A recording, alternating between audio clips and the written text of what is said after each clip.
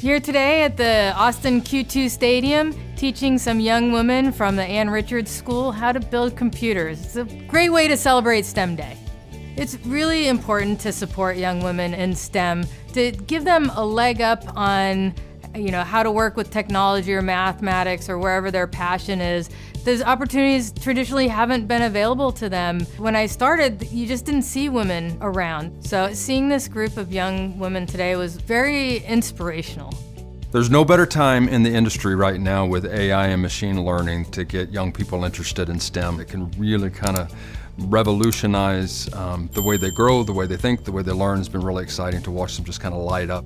My advice for any young woman, whether it's coding, whether it's hardware engineering, if you find something you're passionate about, you're gonna really excel. Happy STEM Day. Go out and celebrate STEM Day building a computer, just like we did today.